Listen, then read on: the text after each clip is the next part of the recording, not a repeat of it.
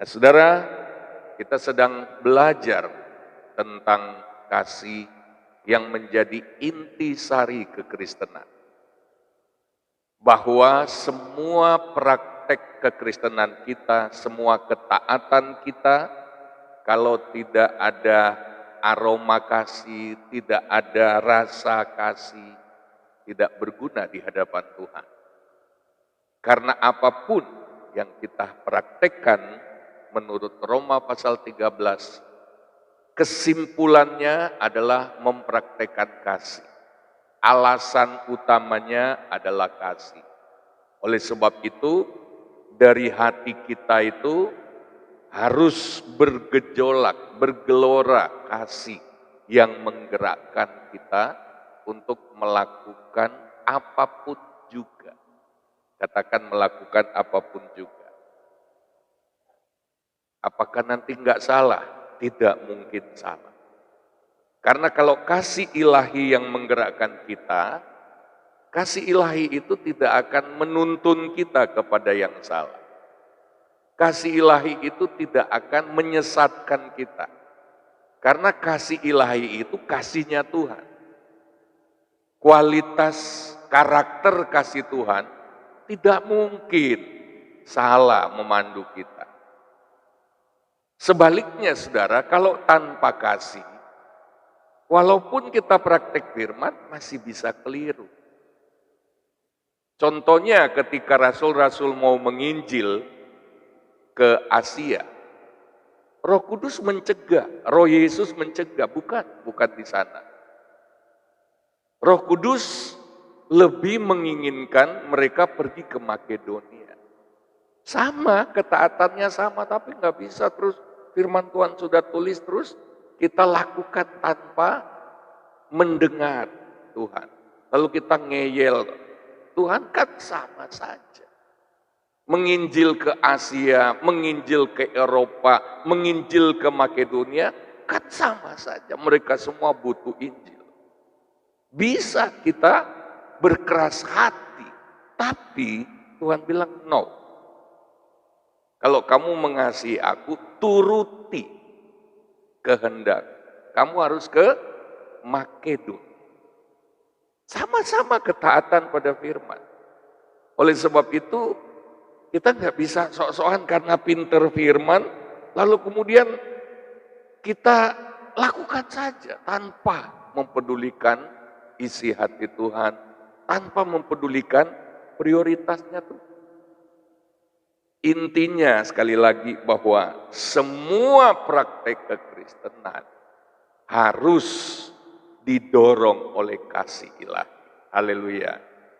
Nah saudara, pagi hari ini kita akan melihat tentang kualitas kasih sebagai penentu kepercayaan dan berkat dari Tuhan. Apakah kita akan menerima kepercayaan dan berkat Tuhan? Penentunya itu kualitas kasih. Kualitas kasih itu berarti kualitas kasih ilahi, tapi tingkatannya kan beda-beda. Nah, kita mau belajar, kita baca dulu Galatia pasal 5 ayat 13 berkata demikian. Galatia pasal 5 ayat 13, saudara-saudara, memang kamu telah dipanggil untuk merdeka.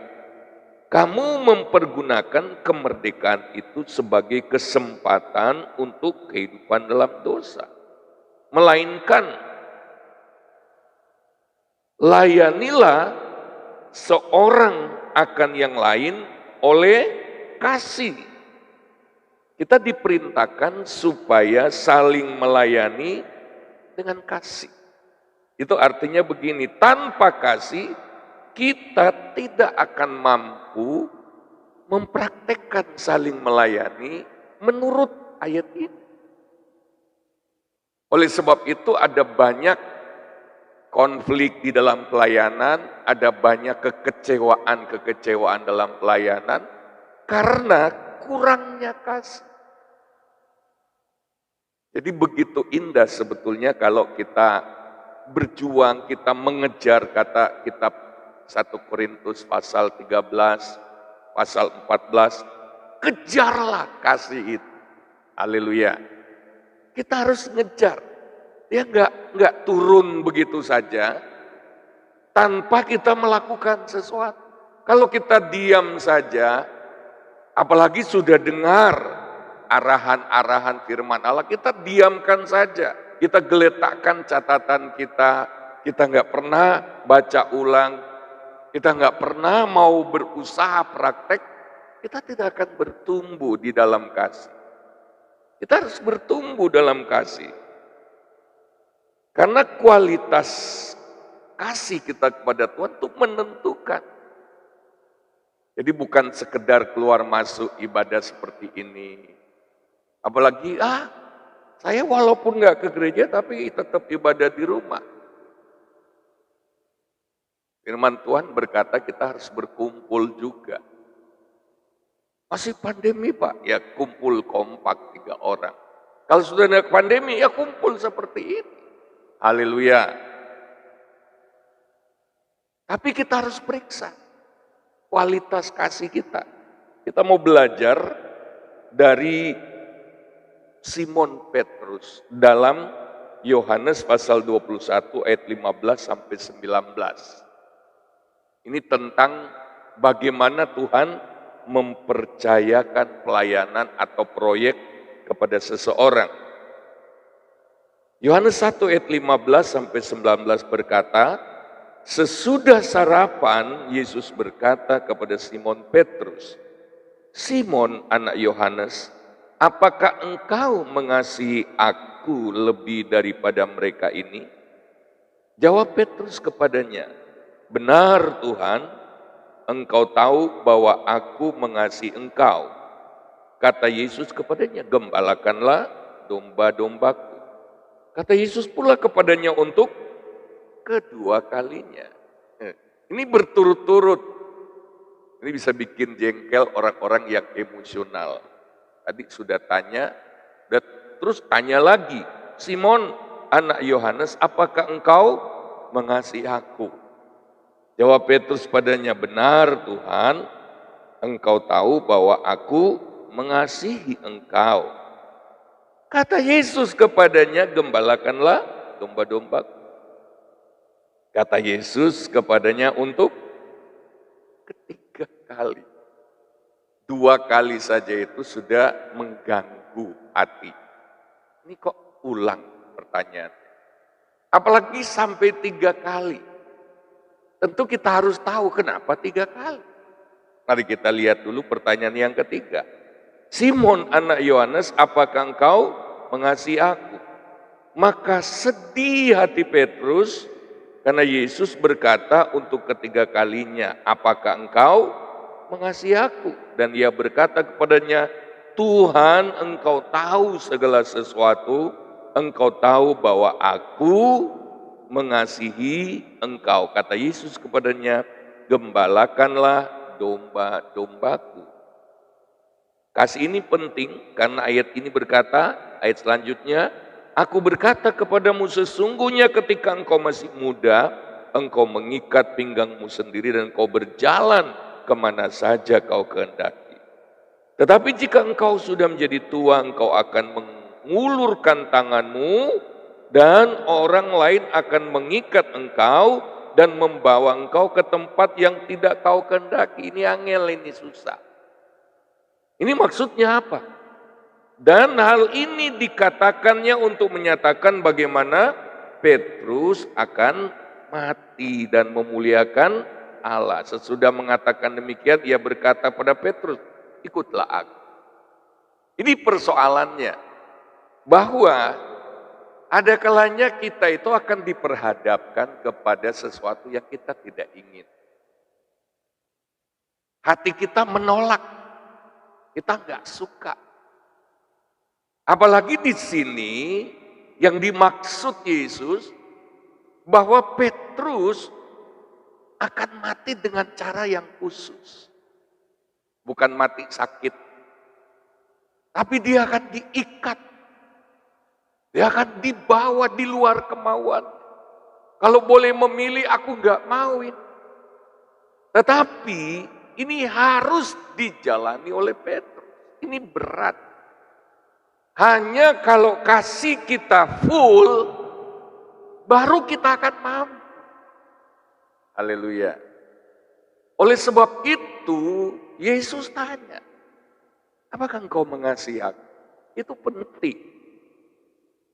Nah, mari kita akan periksa satu persatu. Jadi berkaitan dengan apapun yang Tuhan percayakan pada kita, serta tantangan-tantangan atau kesulitan-kesulitan yang akan kita hadapi. Orang yang tidak mengasihi Tuhan akan cepat mundur. Nggak melayani lagi. Apalagi persoalan hidupku itu terlalu berat. Nggak melayani. Akan mudah sekali untuk meninggalkan pelayanan. Mari kita periksa satu persatu. Bagaimana Tuhan mempercayakan proyek-proyek kerajaan Allah kepada Petrus. Yang dimaksud proyek itu bukan cuma pelayanan di gereja. Kita sudah belajar Kolose 3 ayat 23. Lakukan segala sesuatu untuk Tuhan. Amin. Artinya apa? Segala sesuatu itu harus menjadi proyeknya Tuhan. Di dalamnya ada kepentingan Tuhan. Apapun itu termasuk pekerjaanmu itu harus menjadi proyeknya Tuhan untuk mendatangkan sesuatu bagi Tuhan. Tangkap baik-baik, apapun pekerjaanmu pun, bisnismu pun, lakukan segala sesuatu untuk Tuhan. Haleluya. Nah, kita mau belajar ini. Maksudnya begini, apakah engkau mau dipercayakan proyek-proyeknya Tuhan? Ya termasuk pelayanan di gereja, termasuk bisnismu, itu tempat pelayanan, mimbar. Haleluya. Haleluya. Siapa yang menangkap ini angkat tangan? Nah, Tuhan akan mempercayakan mimbar pelayanan kepadamu. Itu bisa berupa bisnis tertentu, bisa berupa pekerjaan apa saja, itu mimbar pelayanan. Sekali lagi, mau dipercayakan Tuhan mimbar pelayanan? Nah, mari kita belajar caranya Tuhan mempercayakan. Yang pertama, pada waktu Tuhan bertanya pertama kali kepada Petrus, Tuhan berkata begini, apakah engkau agape kepadaku? Agape itu kasih ilahi. Tapi, ini bahasa aslinya, saudara. Petrus bilang begini, Tuhan kau tahu aku Pileo. Pileo itu cuma kasih persahabatan saja. Itu jawabannya Petrus seperti itu, aku Pileo. Kau tahu. Maka Tuhan berkata begini, gembalakan. Nah, kata gembalakan di pertanyaan pertama memakai kata bosko. Itu bahasa asli. Itu artinya beri makan. Kamu tugasnya kasih makan. Domba-domba yang disebutkan dalam pertanyaan pertama itu memakai kata arnion. Arnion itu domba cilik-cilik, cempe-cempe dalam bahasa Jawa. Domba-domba kecil tau. Itu pertama, tingkat pertama. Jadi, ya wes, kamu kasih makan, tugasmu kasih makan tau. Domba-domba kecil, urusno domba-domba kecil. Lalu kemudian, di dalam ayat yang ke-16, itu agak berbeda. Tuhan Yesus tanya lagi, Petrus, Simon, apakah engkau agape kepadaku? Yang diinginkan Tuhan sebetulnya agape. Jadi bukan kasih yang biasa. Kalau cuma kasih yang biasa pasti mentok. Kalau kita sudah praktek mengasihi dengan kasih filio, kasih persahabatan, begitu dikecewakan ya kita mundur. Kita tidak mau lagi. Persahabatan bisa putus. Makanya kasih filio sebenarnya kurang cukup, nggak memadai. Apalagi kasih eros. Ada orang melayani karena kasih eros. Kasih eros itu digambarkan itu seperti ular yang makan ekornya sendiri. Kasih eros itu hanya mengasihi diri sendiri, pokoknya aku harus dapat sesuatu, kalau enggak sorry. Jadi dia dalam mitos Yunani, kasih eros itu disimbolkan ular yang melingkar lalu dia makan ekornya sendiri. Kasih eros itu kalau ditelusuri, ternyata pusatnya adalah diri sendiri. Lah itu pasti mentok, kalau dia nggak dapat bagi diri sendiri, mentok. Nah di dalam gereja itu percampuran dari 4 macam kasih itu begitu kelihatan. Kalau kita jujur, mungkin masih banyak dari kita yang bergereja melayani, itu karena hitung-hitungan kasih eros. Kalau kasih filio masih penting, kasih storgio itu kasih dalam sebuah keluarga. Ya. Nah, ada banyak anak Tuhan yang bermain di 3 macam kasih. Kasih agape sulit, karena belum pernah diajar, belum pernah didorong, belum pernah dibukakan rahasianya, supaya dia bisa mendapatkan kasih agape. Oleh sebab itu ada banyak anak Tuhan yang tertipu, bahwa dia berpikir kerohaniannya sudah baik. Padahal kerohanian kita itu sebenarnya diukur dari kualitas kasih kita. Dalam kitab Galatia, iman kita hanya bekerja maksimal oleh kasih. Kenapa iman kita ada kalanya ancur-ancuran? Karena kita kurang mengasihi Tuhan. Nah, saudara, karena kurang mengasihi Tuhan, berarti kita mengasihi yang lain. Kita lebih percaya kepada yang lain. Nah, di dalam bagian kedua ini Tuhan tanya, Simon, apakah engkau agape? Lagi-lagi Simon bilang begini, ya Tuhan, aku cuma bisa filio. Masih tetap filio, belum meningkat. Tapi walaupun begitu, Tuhan percayakan tugas lebih berat. Kalau begitu kamu gembalakan. Tapi kata gembalakan sini bukan lagi pakai kata bosko kasih makan. Tetapi memakai kata poimano. Poimano itu juga menggembalakan, tapi tugasnya banyak, lebih banyak, bukan hanya memberi makan. Poimano itu termasuk memberi makan, menjaga, melindungi kalau ada musuh menyerang, menghibur kalau sedih, merawat, dan mengobati kalau terluka, memimpin, menuntun, mendisiplin, itu tugas poimano, lebih luas lagi. Nah, lalu domba-dombaku yang disebut di ayat 16, bukan cempe-cempe lagi, bukan arnion lagi. Domba-domba di situ sudah pakai kata yang berbeda, yaitu kata probaton. Itu domba-domba gede, domba-domba dewasa, domba-domba yang sudah sedikit angel kalau dituntut. Ada kalanya domba-domba gede ini sudah bisa mulai karpe dewe, susah. Ini domba-domba yang sudah, kalau masih kecil-kecil masih gampang.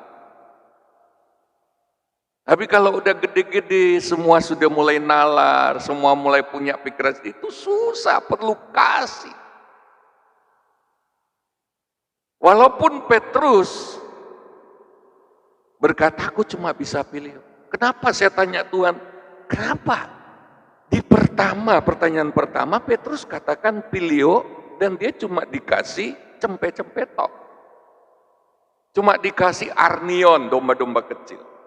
Lalu kenapa di bagian kedua, pertanyaan kedua, Petrus masih tetap belum meningkat kasihnya, masih tetap filio, kok dikasih domba-domba gede, lalu dikasih kepercayaan yang lebih luas? Saya sempat bertanya, saya berdoa waktu menggali firman Tuhan ini.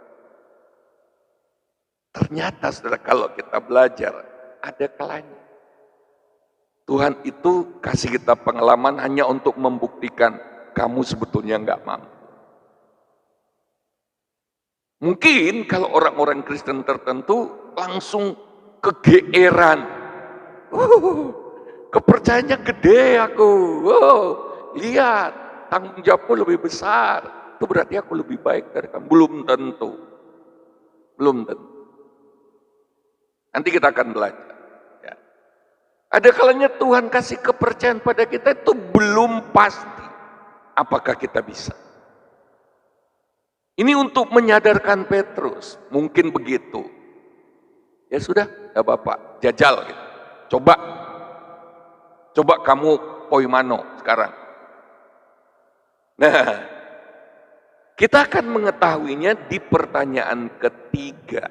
Dalam pertanyaan ketiga, Yesus bertanyanya bukan lagi pakai kata agape. Itu Yesus roba. Simon, jadi kamu pilio kepadaku. Diturunkan. Tuhan tidak bertanya lagi, Simon, apakah engkau agape? Sekarang kamu pilio kepadaku. Ini untuk memastikan. Lalu Simon itu sedih sekali. Kesedihannya apa? Dia bisa meningkatkan kasihnya menjadi kasih agape. Dia ngaku lagi dalam kesedihan. Mungkin ada air mata, Tuhan, aku cuma bisa pilih. Lalu apa yang terjadi? Tuhan turunkan, kalau begitu kamu bosko, kamu cuma bisa kasih makan. Domba-domba. Diturunkan. Di pertanyaan kedua sudah naik, kamu poimano. Kamu bisa, kamu silakan, coba kamu lakukan. Jaga, lindungi, hiburkan, mengobati, ya semua tugas poimano. Tetapi karena ketika dicek lagi, Tuhan sudah nggak pakai itu kata agape. Ya udah, aku tanya, kamu benar pilio padaku? Terus jujur berkata aku pilio. Ya kalau begitu turun tugasnya. Bukan lagi poimano, tapi bosko. Ya kamu cuma bisa kasih makan. Nggak lebih dari itu. Nah kita lihat di sini. Kualitas kasih itu yang menentukan. Bisa katakan amin? Kualitas kasih itu yang menentukan kepercayaan atau berkat dari Tuhan buat kita. Pekerjaan apa yang Tuhan akan berikan pada kita yang di dalamnya kita melayani Tuhan. Bukankah banyak anak Tuhan ingin meningkat? Ingin dipercaya banyak tanggung jawab oleh Tuhan. Ingin dipercaya pekerjaan-pekerjaan yang besar dari Tuhan. Tapi prinsipnya, penentunya, ukurannya, kapasitas kepercayaan dari Tuhan yang kita bisa terima hanya seluas kualitas kasih kita. Oleh sebab itu kita tidak bisa main-main. Bisa enggak kita mendapatkan kepercayaan besar tetapi bukan dari Tuhan? Bisa. Dengan segala cara bisa, tapi itu tidak pernah menjadi berkat. Lihat saja, koruptor-koruptor yang tertangkap setelah bertahun-tahun, ada yang 5 tahun yang sudah nggak tugas lagi, tetapi begitu ditelusuri, ya, dia terkait. Orang yang korupsi misalnya ya, bisa jadi kaya, bisa bikin bisnis, bisa. Tapi nggak pernah tenang. Sekarang ini para koruptor walaupun sudah 5 tahun lewat, hatinya tidak akan pernah tenang. Karena kalau yang satu bisa ketangkap, itu bisa rentetannya menuju ke dia kalau dia ikut terlibat. Jadi nggak pernah tenang. Nah orang yang nggak pernah tenang, saudara, itu penyakitan. Saya baru baca sebuah buku ya, yang menerangkan cara medis.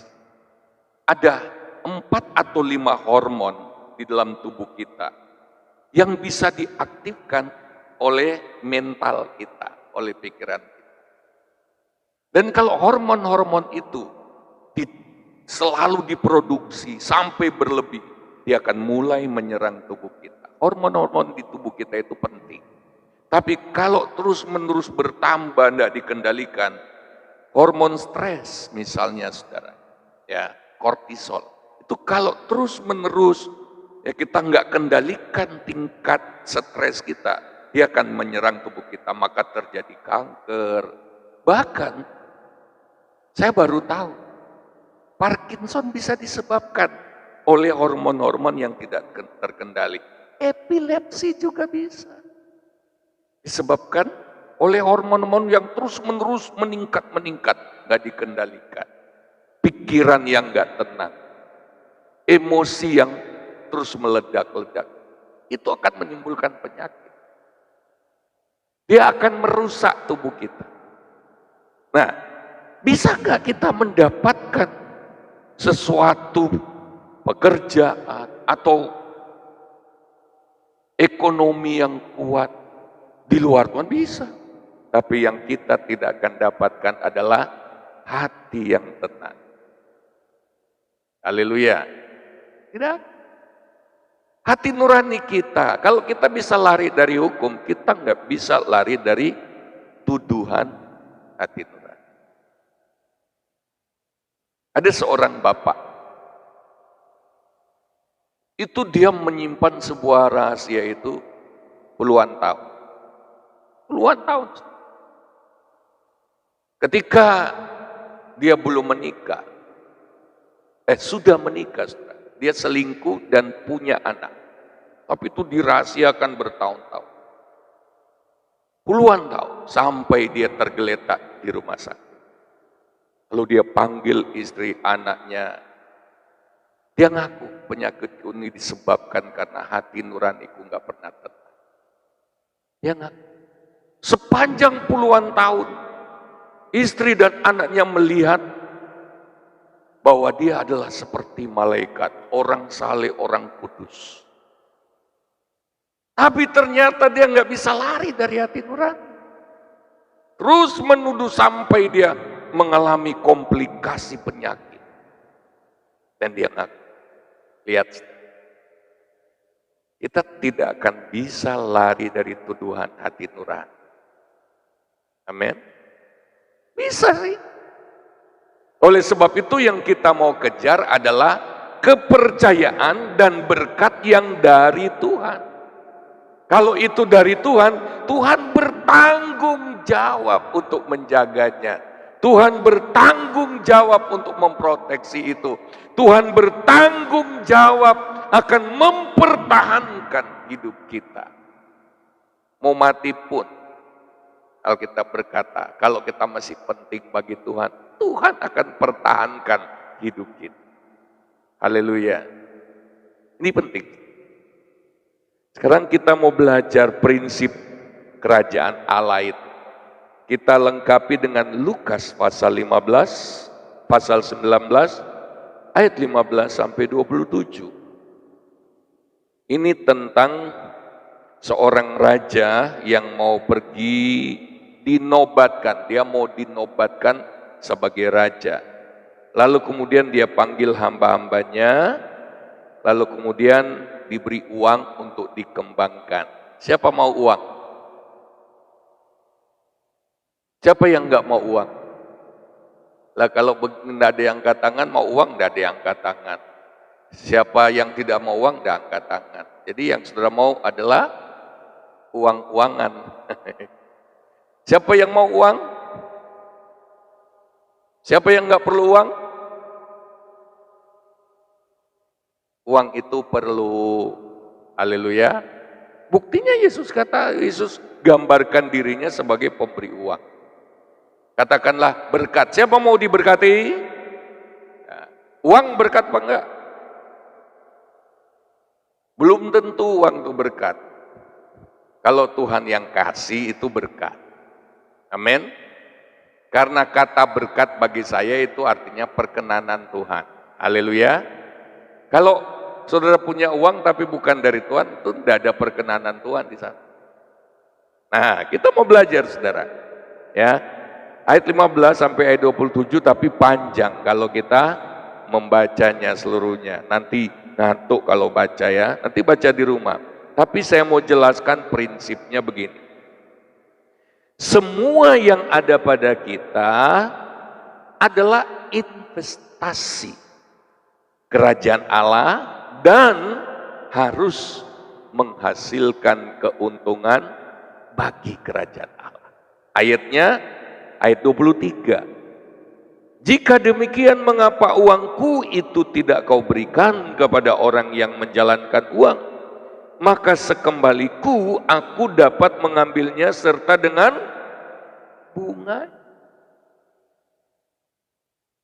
Nah, ini keuntungannya itu bunga.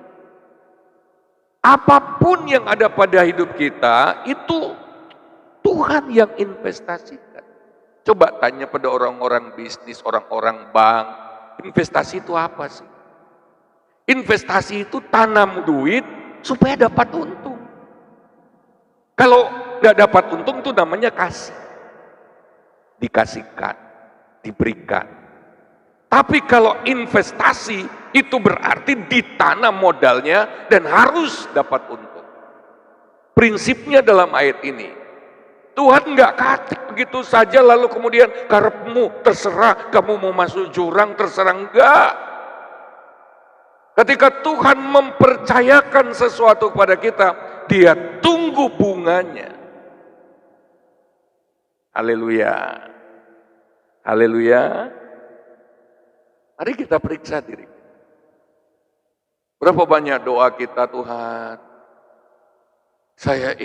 aku ingin hidupku meningkat, berkembang, tapi kayaknya dicuekin Tuhan. Karena setelah diperiksa,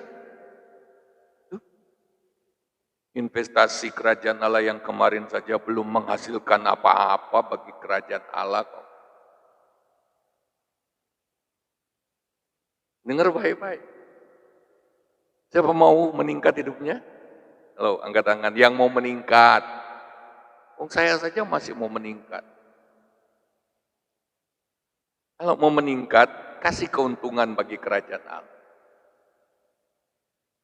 Tapi jangan berpikir begini. Saya sudah ngasih perpuluhan, saya sudah ngasih persembahan. No. Bukan itu esensi. Keuntungan yang paling disukai oleh kerajaan Allah adalah jiwa-jiwa. Haleluya. Haleluya. Nggak bisa kita lepas tanggung jawab, misalnya hanya kasih kepada, pokoknya mereknya pendeta itu mereka yang bertugas cari jiwa. Enggak. Semua kita harus berbuah jiwa. Amin. Saya kenal beberapa anak Tuhan, saudara, yang pernah saya saksikan.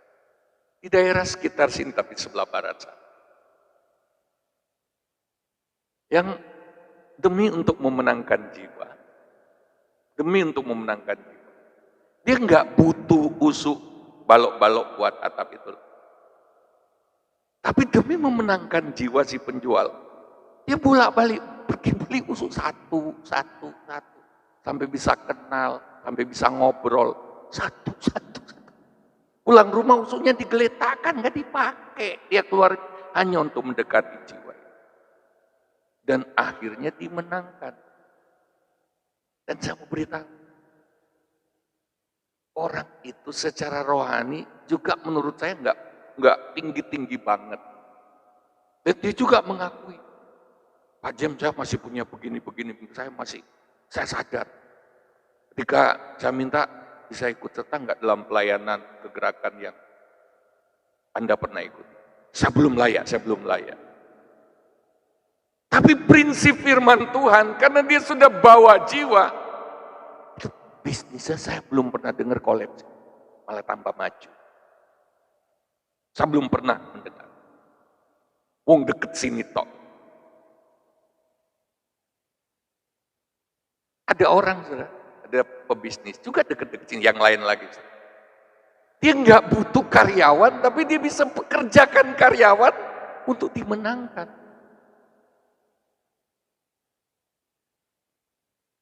Orang-orang seperti itu diberkati itu. Dia rela mengeluarkan uang demi memenangkan satu jiwa saja, dia akan keluar uang.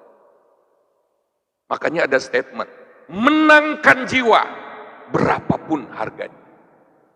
Karena Yesus menyerahkan nyawanya hanya untuk mendapatkan saudara dan saya. darahnya. Kalau kita cuek terhadap kepentingan kerajaan Allah, ya sudah. Yesus katakan ya turun lagi kamu, mentok.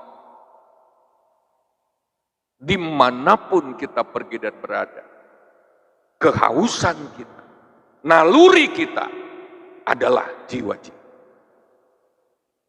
Haleluya, haleluya. Yang kita kejar adalah jiwa-jiwa. Kalau yang kita kejar hanya uang, Tuhan tidak bisa percayakan kita lebih lagi. Kejarlah jiwa-jiwa. Kenapa saya berani khotbah seperti ini? Istri saya dulu di bisnis. Kami rela tinggalkan itu malah demi jiwa-jiwa. Jadi bukan mengejar uang. Jadi kami datang ke sini itu bukan untuk cari kekayaan, no. Justru kita korbankan. Kalau kita pelit sama Tuhan, jangan mungkin agak sedikit keras. Tapi kita sudah dekat dengan kedatangan Tuhan. Karena kita nanti akan mempertanggungjawabkan segala sesuatu. Yang kedua, perhatikan. Ini prinsip kerajaan Allah tentang kepercayaan dari Tuhan, tentang berkat dari Tuhan. Ternyata saudara, sikap hati atau kasih kita kepada Sang Raja itu menjadi penentu sejauh mana kita mampu mengembangkan. Kalau kita nggak suka sebuah pekerjaan, ya kualitas etos kerja kita pasti nggak baik. Tapi kalau kita mengasihi, ini pekerjaan penting. Bahkan kakak kami tanya istri saya, Om, ya, suka berkata begini, kalau kamu bekerja di tempat orang, kamu harus anggap itu milikmu. Pekerjaan itu milikmu, supaya engkau bisa mengerjakan itu dengan baik, karena itu milik. Sebaliknya, kalau engkau mengerjakan pekerjaan milikmu, bisnis milikmu sendiri, bekerjalah seolah-olah itu milik orang lain, kau harus bertanggung jawab kepadanya. Ini petua yang bagus. Kita harus mengasihi, baru kita bisa mengerjakan dengan baik. Mari kita lihat, kenapa banyak anak Tuhan pelayanannya ya sekedarnya, nggak berkembang lagi. Kualitas pelayanannya ya begitu-begitu. Karena nggak cukup cinta, dia nggak mau bayar harga, dia nggak mau berkorban untuk memperbaiki kualitas. Coba lihat ayat 19, Lukas 19 ayat 20-21, lompat ayat 27. Dan hamba yang ketiga datang dan berkata, Tuhan, inilah mina Tuhan. Aku telah menyimpannya dalam sapu tangan. Sebab aku takut akan Tuhan. Karena Tuhan adalah manusia yang keras. Tuhan mengambil apa yang tidak pernah Tuhan taruh. Dan Tuhan menuai apa yang tidak Tuhan tabur. Ayat yang ke-27. Akan tetapi semua seteruku ini yang tidak suka aku menjadi rajanya, bawalah mereka kemari dan bunuhlah mereka di depan mata. Lihat, saudara. Perumpamaan ini menggambarkan orang yang mau tunduk pada raja, juga menggambarkan orang yang mau. Nih, Tuhan itu keras. Tuhan itu seenaknya tidak menanam tapi mau menabur. Ini hatinya itu pahit. Persoalannya di sini. Dengan seenaknya. Di hadapan rajanya dia ngunek-unek kayak. Dia mengatakan sesuatu yang buruk. Perhatikan ini baik-baik. Jadi bergantung hati. Hati-hati dengan suasana hati. Ada kalanya kita menolak pelayanan. Sebenarnya karena ada pemberontakan dalam hati kita. Kita menolak sesuatu atau kita tidak mau mengerjakan apa yang harusnya kita kerjakan. Di dalam pelayanan atau dalam gereja. Ngambek. Cuma karena hati kita ada ganjelan. Ini orangnya. Maaf, kualitas pelayanan kita tidak akan pernah meningkat. Kepercayaan dari Tuhan tidak akan pernah meningkat kalau kita memiliki sikap hati yang negatif seperti itu. Seringkali kita bersenggolan, berbenturan dengan saudara seiman, tapi yang kita korbankan tuh tanpa sadar kita sedang mengorbankan diri kita sendiri. Kita sedang mengorbankan kepercayaan dari Tuhan buat kita. Kita sedang menampik berkat yang harusnya Tuhan percayakan pada kita. Di setiap pelayanan, apakah itu di bisnis, di pekerjaan, atau di dalam gereja, selalu ada berkat. Ketika kita cuma karena suasana hati, lalu kita rusak pelayanan kita kepada Tuhan, kita geletakkan, kita tolak, kita ngambek, sebenarnya sesungguhnya yang kita sedang korbankan adalah diri kita sendiri. Tuhan itu terlalu baik bagi kita.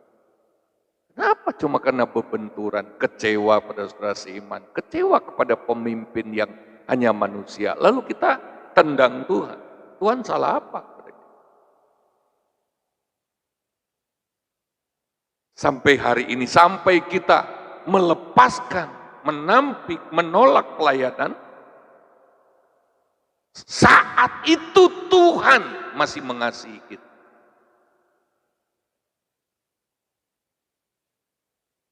Oleh sebab itu, dalam ayat ini nggak salah. Walaupun ini gambarannya sebenarnya bukan membunuh. Ini gambarannya nanti di akhir zaman pengadilan akan menentukan nasib kita. Oleh sebab itu nggak ada kompromi. Karena kalau kita main-main dengan Tuhan, kita akan dianggap pemberontak. Nggak suka. Gitu. Ngeri sebenarnya. Yang ketiga, kita lihat prinsipnya. Jika kita setia dalam perkara kecil, itu dalam Lukas 19 kalau kita baca, maka Tuhan akan mempercayakan kepada kita perkara yang lebih besar. Setia. Jangan bilang begini, pelayanan saya kan kecil, orang lain bisa kerjakan, Bapak Gembala saja bisa kok itu. Tapi persoalannya Tuhan itu ingin lihat kesetiaan kita. Bukan besar kecil. Bukan menyepelekan, kan itu perkara sepele. Oh, misalnya ada yang di gereja tertentu yang bertugas pertama itu datang lebih awal di gereja, buka pintu gereja. Lo gembala bisa juga sih membuka pintu gereja. Tetapi dia harus setia dengan pekerjaan. Bukan karena pekerjaan kecil kok, orang lain juga bisa kok. Di gereja juga kan ada juga pengerja, ada juga gembala. Kan bisa sebentar berapa menit, bisa. Tetapi engkau harus setia dalam pekerjaan kecil itu. Haleluya. Jangan menyepelekan kesetiaan saudara. Kecil sih kecil, orang lain bisa kerjakan. Bisa, tapi mana kesetiaan? Yang Tuhan nilai itu setia. Apakah kita akan dipercayakan lebih besar? Kalau kita diberkati dengan pekerjaan, apakah kita setia dengan keuangan, dengan gaji, dengan hasil yang Tuhan berikan, yang Tuhan percayakan pada kita lewat pekerjaan itu dan membawa kepentingan bagi kerajaan Allah? Apakah kita setia? Orang yang setia selalu begitu terima berkat.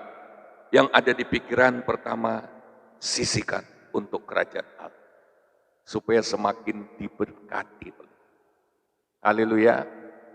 Yang muncul di pikiran bukan, ganti HP baru, ganti sepeda baru, merek terbaru, aku harus beli pakaian tren yang terbaru. Bukan. Engkau ada di pekerjaan itu untuk kerajaan Allah. Haleluya. Haleluya. Setia. Setia itu artinya lakukan terus menerus. Disiplin. Kesetiaan itu membutuhkan disiplin. Disiplin itu lakukan secara teratur, secara terus-menerus. Itu artinya disiplin. Karena ada banyak anak Tuhan nggak punya disiplin. Makanya nggak pernah terbentuk. Spiritualitas, kerohaniannya nggak pernah terbentuk. Doanya nggak disiplin. Merenungkan firman nggak disiplin. Ibadahnya nggak disiplin. Tanpa kedisiplinan rohani, kita tidak akan pernah jadi anak Tuhan yang sejati. Harus disiplin. Haleluya. Bukan, lakukan boleh, nggak lakukan juga nggak apa-apa. Nanti kalau kelingan lakukan. Kalau dikotbain keras baru ingat lagi lakukan. Kalau sudah lama kelalen nggak apa-apa. Itu nggak disiplin.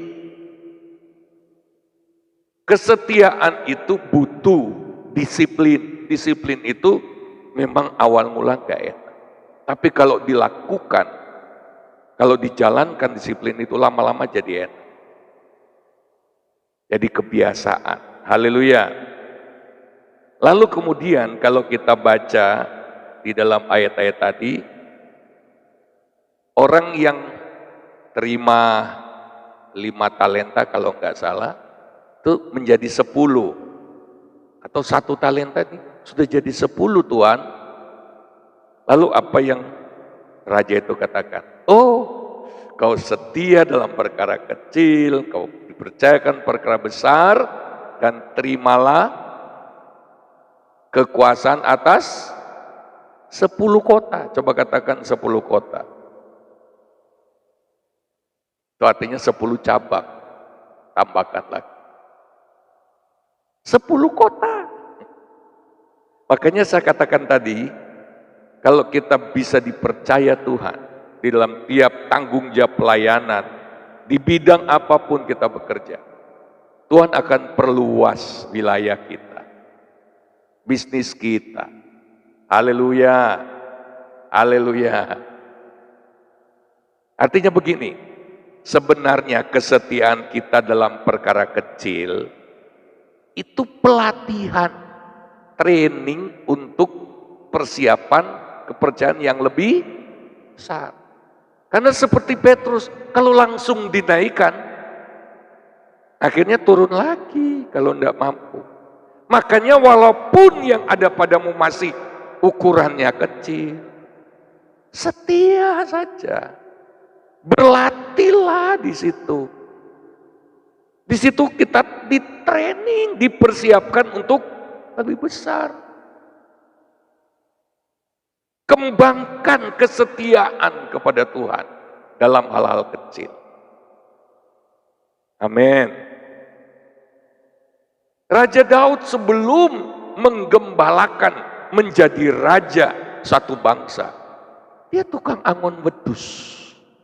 Alkitab menulis cuma 2-3 ekor kambing domba. Tujuannya supaya Daud dimakan singa. Karena Daud menulis dalam kitab Mazmur, dia ditolak oleh orang tuanya. Jadi dia dibuang ke padang penggembalaan. Eto dikasih tugas, kamu jaga ini 2-3 ekor kambing. Makanya dia lebih banyak nyanyi, bikin mazmur di padang penggembalaan. Tapi dia setia. Dan Tuhan menilai kesetiaan Daud. Waktu dia cuma gembalakan 2-3 ekor kambing domba, Tuhan lihat hatinya Daud. Dia tetap memuji-muji Tuhan, dia tetap setia. Akhirnya, seorang tukang angon wedus jadi rojo. Saya beri kemuliaan bagi Tuhan. Setia. Itu kuncinya. Tanya diri kita. Agak memalukan lah kalau anak Tuhan gak berkembang. Anak Tuhan itu harusnya adalah orang-orang yang paling bisa dipercaya dimanapun. Karena karakter mereka. Haleluya. Haleluya. Ya. Dikasih kekuasaan atas satu kota saja itu sudah dahsyat banget. Jadi orang besar di satu kota, orang berpengaruh, oh dahsyat. Apalagi 10 kota. Kalau Jokowi satu bangsa. beratus-ratus, berpuluh-puluh kota. Ya, mari kita lihat yang berikut, saudara. Dalam ayat 22 sampai 27 tadi dikatakan, katanya kepada orang itu, "Hai hamba yang jahat, aku akan menghakimi engkau menurut perkataanmu sendiri. Kau sudah tahu bahwa aku adalah orang yang keras, yang mengambil apa yang tidak pernah aku taruh dan menuai apa yang tidak pernah aku tabur. Jika demikian, mengapa uangku itu tidak kau berikan pada orang yang jalankan uang? Maka sekembaliku aku dapat mengambilnya serta dengan bunganya." Lalu katanya kepada orang-orang yang berdiri di situ, "Ambillah mina yang satu itu daripadanya dan berikanlah kepada orang-orang yang mempunyai 10 mina." Kata mereka kepadanya, "Tuan, ia sudah mempunyai 10 mina." Jawabnya, "Aku berkata kepadamu, setiap orang yang mempunyai, kepadanya akan diberi. Kepada siapa yang tidak mempunyai, daripadanya akan diambil juga apa yang ada padanya." Nah, lihat. Kalau kita nggak bisa dipercaya Tuhan, satu waktu kita akan kehilangan semua kepercayaan dari Tuhan. Dipindahkan kepada orang lain. Dan orang lain yang menerima itu adalah orang yang sudah diberkati. Makin diberkati, makanya diprotes. "Tuhan, dia udah punya 10 loh." Berapa banyak anak Tuhan yang protes, "Tuhan, orang itu kok tambah kaya ya? Aku sudah jumpa lipat, jungkir balik, keadaan hidupku kok seperti ini."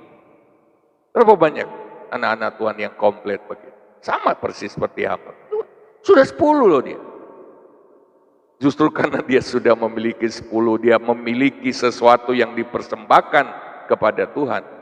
Kasih lagi sama dia, berikan lagi sama dia, kasih lagi sama dia. Haleluya, haleluya. Orang yang dipercaya Tuhan makin diberkati, punya orang direbut sama dia. Tuhan yang membackup dia. Dia dilindungi oleh Tuhan, dipercaya oleh Tuhan. Haleluya. Dan yang terakhir yang saya katakan tadi, akhirnya ketika kita nanti menghadap Tuhan, perhitungan tentang tanggung jawab, kepercayaan yang pernah Tuhan berikan pada kita, itu akan menentukan nasib kita. Kita nggak bisa bilang begini, "Tuhan, saya ini Kristen loh, katanya orang yang percaya kepadamu, oh pasti tidak binasa, pasti mewarisi hidup yang kekal." Tuhan akan balik bilang begini, "Kamu bukan orang Kristen, kamu bukan anakku." "Loh, apa buktinya? Aku bergereja loh." Buktinya kamu itu melawan kerajaan Allah. Kamu tidak bertanggung jawab. Kamu menolak mengerjakan tanggung jawab. Kamu menolak mementingkan kerajaan Allah. Itu namanya pemberontakan. Itu namanya mengkudeta sang raja. Roh memberontak. Dan tidak ada pemberontak terhadap kerajaan Allah yang adalah anak Tuhan sejati. Ada buktinya semua. Mari kita koreksi diri kita. Kita mau datang kepada Tuhan. Haleluya.